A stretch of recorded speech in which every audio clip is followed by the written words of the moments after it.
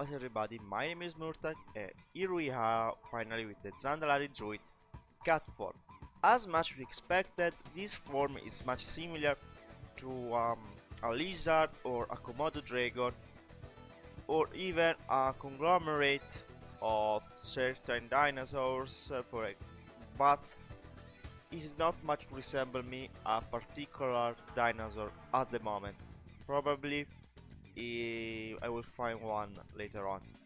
What is also interesting is how the skeleton model, because as you can see is completely different from the usual cat skeleton. As you can see how the legs are placed is very similar to the bear form of the Zandalari Druid. So I expect that maybe the animation of the cat spells will be different from the other forms or from the other races. But it's really interesting, I like it. It feels more predatory, ferocious, savage, and very cool indeed. And also this build has also give us a nice new option for the orcs. Here we are with the upright orc. Finally we can give it a look. As you can expect, it is much similar to the is completely the same as the Sarfang model, and we also have some animation being added, so if you can go on the model viewer you can see them, but it's really interesting. I like the fact that that we could play as an upright orc, and I hope this is not only a combination for the Magar orcs but also for the regular orcs. Also, another interesting thing are some spells from the Art of Azeroth, the new artifact that we will receive at the start of the expansion. And we have some addition for the warrior and warlock. We can call them talents or of this system. Okay, let's give a start first at the specific one. So we have heavy-handed. Mortal strike refouls free rage and deals 231 additional damage. So this is really interesting. It gives us the opportunity to contain more rage plus some damage addition. As we can see, basically all spells or talents has this sort of additional 241 damage, so I pretty much presume this is a placeholder. Then we have for Fury this Blood Craze. Bloodthirst has 5% additional critical strike chance and deals 251 additional damage when it critical strikes. So just aesthetic power gain. As for the protection, Devastate, Darder, Clap and Revenge have an additional 5% chance to reset cooldown of Shield Slam, and Shield Slam deals an additional 241 damage. But as you can see, all they gain more critical strike, but you have a certain number, 77, or probably these numbers are completely placeholder. For Warlock we have Affliction, agony duration is increased by 1 second, end of cooldown has a 5% chance to refund a social when it hits a target, and Chaos Bolt deals 5% damage to all other enemies within 5 yards of the primary target. So this much, and now each choice just much like a splash damage. Interesting. Probably they will have another option for single target fight. Yeah, the rest of the talents are pretty much the same. We have some new general traits like vampiric speed. When an enemy you damage dies, you gain speed and heal. Your damaging abilities have a chance to deal 241 physical damage to the target, and the frequency increase the lower they have. Interesting. I want to know if those traits work also on PvP situation.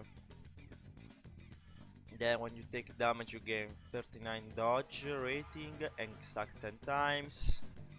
Your healers have a chance to grant up to 54 ace, critical strike, master versatility, scaled on the target health. His versatility, movement speed, and increased mastery and leech. This is interesting, slot C. And then we have this specific one for Death Knight, Paladin, Priest, Warrior, and some others we say for Monk, Shaman, Warlock, and so on.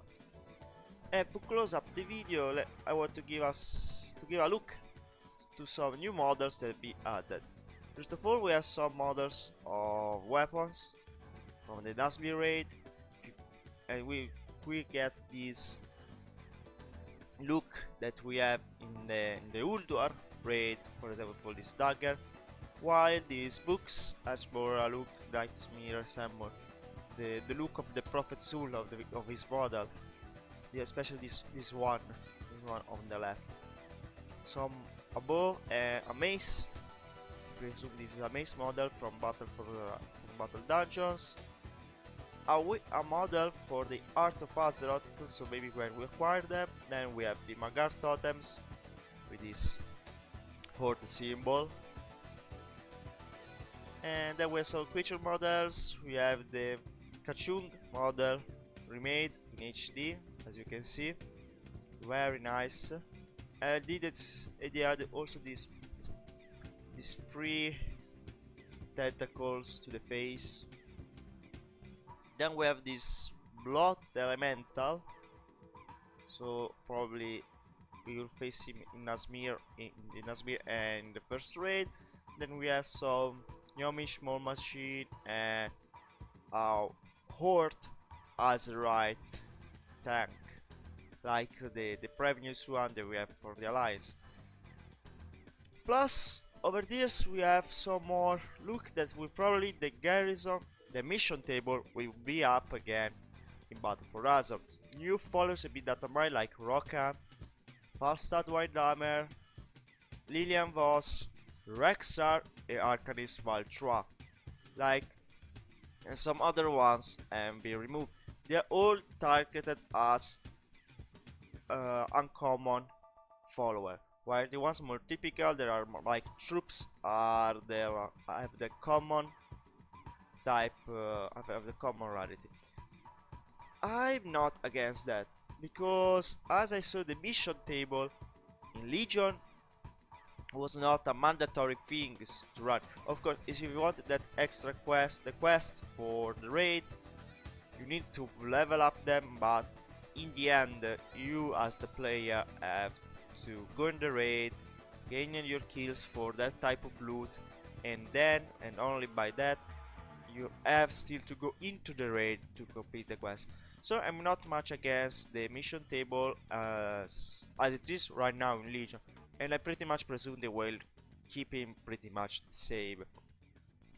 We saw green, we saw some uncommon, common rarity troops, and then some uncommon followers that you can level up, upgrade, and give up. I'm not against them. I think it's just a mini game. It's not so much important or mandatory to make, and I presume that will be the same in Battle for Azeroth.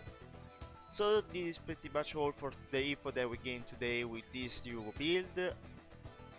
I can't wait to see the Zandalari model animation working on.